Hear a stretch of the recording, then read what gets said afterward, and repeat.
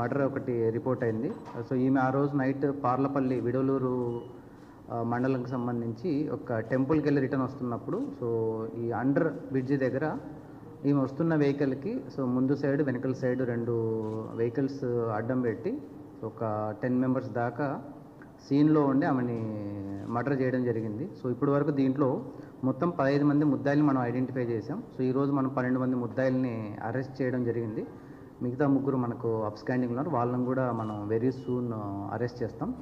దీనికి main motive ఏంటంటే so 2 గ్రూపుల మధ్య అంటే ఏదైతే ఈ హిజ్రా గ్రూప్స్ ఏవైతే ఉంటాయో ఆ 2 గ్రూప్స్ మధ్య సుప్రమసీ లేకుంటే ఆధిపత్య పోరు కోసం అని చెప్పేసి జరిగినది. దీన్ని సో ఈ ఆధిపత్య పోరులో ఎవరైతే ఉన్నారో అలేకే అని చెప్పేసి సో ఆమె ఈ డిసీజ్డ్ ఎవరైతే ఉన్నారో సో ఆమెకి ఇంతకుముందు ఎవరైనా ఆమె ఏదైనా సెటిల్మెంట్ చేసినప్పుడు కానీ ఏదైనా ఇష్యూస్ అప్పుడు ఒక పర్సన్ ఇప్పుడు మనకు ఏవన్నీ ఎవరైతే ఉన్నారో అతనికి కొద్దిగా హ్యూమిలియేషన్ అవన్నీ చేయడం వల్ల సో ప్రీవియస్ గ్రడ్జెస్ ఉన్నాయన్నమాట. దాన్ని యూటిలైజ్ చేసుకొని ఫైనాన్షియల్గా నేను సపోర్ట్ చేస్తాను, సో ఆమెని మర్డర్ చేయాలని చెప్పేసి వీళ్ళు మాట్లాడుకొని చేయడం జరిగింది. ఒక 1 వీక్ ముందు నుంచి వీళ్ళు కొద్దిగా ప్లాన్ చేసుకున్నారు.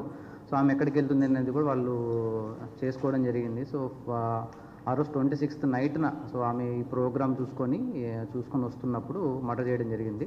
సో మర్డర్ మనకు నైట్ అరౌండ్ 10 o'clock జరిగింది. బై మార్నింగ్ కల్లా మనము ఎవరు చేశారని చెప్పేసి మనం ఐడెంటిఫై చేయడం జరిగింది. దాని టెక్నాలజీ కూడా యూజ్ చేసి బై మార్నింగ్ కల్లా మనం ముద్దాయిలందరినీ ఐడెంటిఫై చేయడం జరిగింది. దీంట్లో చాలా టీమ్స్ చాలా ఎఫర్ట్స్ పెట్టడం వల్ల మనకు జరిగింది. ఎక్కడ ఎలాంటి అలిగేషన్స్కి ఫస్ట్ ఆఫ్ ఆల్ మనం ఛాన్స్ ఇవ్వకూడదని చెప్పేసి మనము ఈ 26th జరిగినా కూడా ఈరోజు ప్రెస్ మీట్ పెట్టడం మెయిన్ రీజన్ ఏంటంటే చాలా మనకు థియరీస్ వచ్చాయన్నమాట. సో వాటికి ఎలాంటి దానికి స్కోప్ ఇవ్వకోకుండా పోలీసుల మీద ఎలాంటి అలిగేషన్స్ లేకుండా ఉండడం కోసం మనం ఇంత టైం తీసుకొని అందరూ ఎవరైతే ఇన్వాల్వ్ అయిన ప్రతి ఒక్కరిని మనం ఈ కేసులో ముద్దాయిలుగా చూపించడం జరిగింది. దీంట్లో డిఎస్పీ గారు పర్సనల్గా మానిటర్ చేస్తూ వాళ్ళ సబ్ డివిజన్కి సంబంధించిన సిఐస్ అందరినీ ఇన్వాల్వ్ చేసి మనము ఇది చేయడం జరిగింది. మిగతా 3 ముద్దాయిల్ని కూడా మనం వెరీస్ఫుల్ని అరెస్ట్ చేయడం జరుగుతుంది.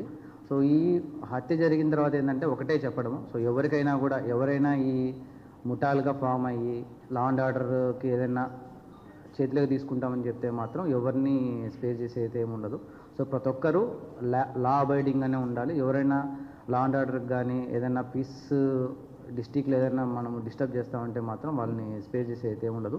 సో ఎస్హెచ్ఓస్కు డిఎస్పీస్కి కూడా చెప్తున్నాను. సో మీ ఏరియాస్లో ఎవరైనా ఇలాంటి రౌడీ ఎలిమెంట్స్ ఉంటే వాళ్ళని పర్సనల్గా మానిటర్ చేయడం కూడా చెప్పడం జరిగింది.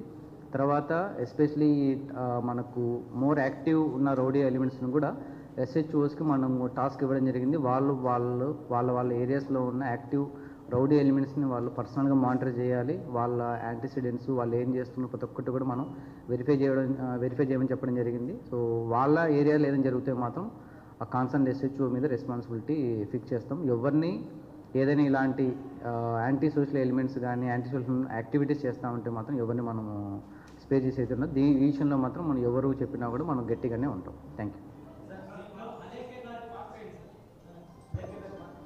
కాన్స్పిరసీ, సో ఇప్పుడు ఏంటి సుప్రమసీ కోసంలో కాన్స్పిరసీ చేసి మర్డర్ చేయాలని చెప్పేసి డిసైడ్ అయ్యారు. అది కాన్స్పిరసీలో ఉన్నాము, సీన్లో లేదు బట్ షీ నోస్. సో ఎలా మర్డర్ చేయాలని చెప్పేసి మాత్రం ఆమె కాన్స్పిరసీలో ఉంది, సీన్లో అయితే లేరు. అందరూ నెల్లూరు వాళ్ళే.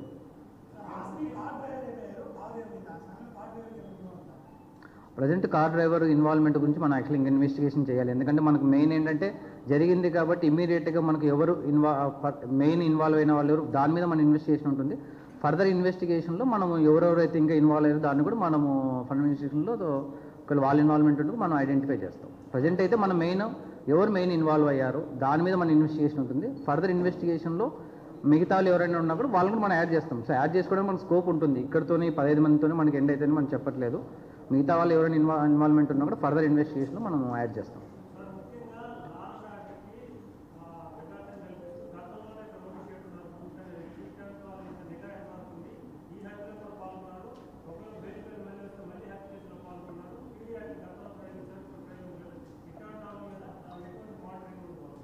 అదే ఇప్పుడు నేను చెప్పాను కదా, ఎవరైతే యాక్టివ్ రౌడీ ఎలిమెంట్స్ ఉంటారో వాళ్ళని పర్సనల్గా ఎస్హెచ్ఓస్కి మనము టాస్క్ ఇవ్వడం జరిగింది.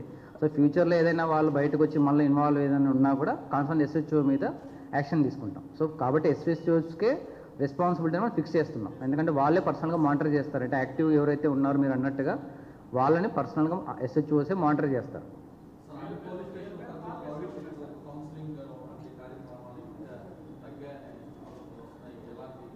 సో కౌన్సిలింగ్ అయితే జరుగుతుంది, బట్ మనకేంటంటే హైకోర్టు గైడ్లైన్స్ కూడా ఉన్నాయి. సో ఒక పర్సన్ యొక్క లిబర్టీని మనము అదేంటి మనం కన్స్ట్రక్ట్ చేయాలని చెప్పేసి వాటన్నింటినీ కన్సిడరేషన్ తీసుకొని మనం చేయాల్సిన పద్ధతిలో మనం కౌన్సిలింగ్ చేస్తాం. కొంతమంది పాత నేరస్తులు ఉన్నారు. రౌడీ షీట్స్ అంటే ఒకరి మీద ఉంది, బట్ అది ప్రజెంట్ ఎగ్జిస్టింగ్ అని మనం వెరిఫై చేయాలి. సో మనం ఇనీషియల్గా ఏంటంటే కేసు మీద మనం ఫోకస్ చేస్తాం. ఫర్దర్గా మళ్ళీ వాళ్ళ యాంటీసిడెంట్స్ ఏంటి అన్నిటి మీద అంటే మనకు కేసు గురించి ఫస్ట్ మనం ఐడెంటిఫికేషన్ ఉంది. దాని తర్వాత టైం మనకు ఇదంతా అయిపోయిన తర్వాత మనకు టైం వచ్చిన తర్వాత మనం యాంటీసిడెంట్స్ అని వెరిఫై చేసుకుంటాం ప్రాపర్గా. అలాంటిది ఏది ఉండకూడదని చెప్పేసి టైం తీసుకొని, అలాంటి స్కోప్ ఇవ్వకూడదని చెప్పేసి టైం తీసుకొని 26th జరిగినా కూడా మనం 26th మనకు ఐడెంటిఫై అయినా కూడా ఈ రోజు పెడుతున్నాం. మెయిన్ రీజన్ ఏంటంటే అలాంటి దానికి ఏం స్కోప్ ఇవ్వకూడదు, మీడియా రేపొద్దున పలానా వాళ్ళని తప్పించారు అనేది రాకూడదని చెప్పేసి DSP గారిని పర్సనల్గా మానిటర్ చేయిస్తూ, సో ముద్దాయిలందరినీ ఇనీషియల్గా మనం ఏమనుకున్నాం, మీ అందరికీ తెలుసు ఇనీషియల్గా ఇది ఓన్లీ ప్రీవియస్ గడ్జెస్ A1కి ఇంతకుముందు ఉన్న ఏదో హ్యూమిలియేషన్ చేసిన దాని మీదే మీ అందరికీ 1 or 2 daysలో మనకు బయట ఉంది. బట్ ఫర్దర్ కూడా ఏం స్కోప్ ఇవ్వకూడదని చెప్పేసి టెక్నాలజీ యూజ్ చేసేసి ఎవరెవరు ఇన్వాల్వ్ అయిన దాన్ని చేసుకున్న వాళ్ళు ఈరోజు మనకు 15 మంది వస్తుంది. ఇక్కడితో అవుతుందని చెప్పలేం, మేము ఇంకా ఎవరైనా ఉన్నప్పుడు మనం యాడ్ చేస్తాం. సో ఆ స్కోప్ ఇవ్వకూడదని చెప్పేసి ఇంత మనం డీటెయిల్గా ఇన్వెస్టిగేషన్ చేసుకుని ఈరోజు ముద్దాయిలు మీ అందరి ముందర ప్రవేశపెడుతున్నాం.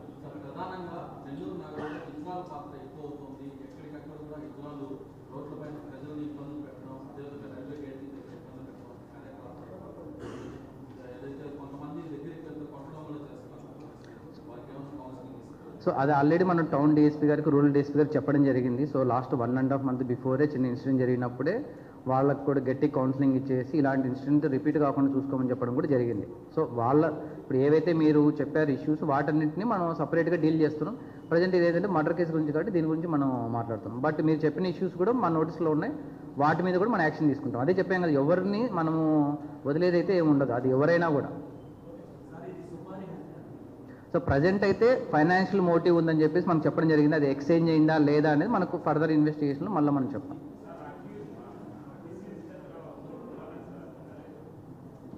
డిసీజ్ దగ్గర గోల్డ్ గురించా అలాంటిది అయితే ప్రజెంట్ లేదు, బట్ అది కూడా ఇప్పుడు చూడండి గోల్డ్ అంతా ఫ్యామిలీ మెంబర్స్కి ఇచ్చేశారు. ఓకే,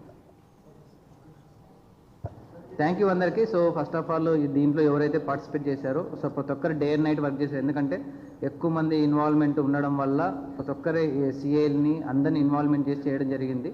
సో వాళ్ళందరికీ కూడా మనం రివార్డ్ రోల్స్ కూడా మనము చేస్తాం.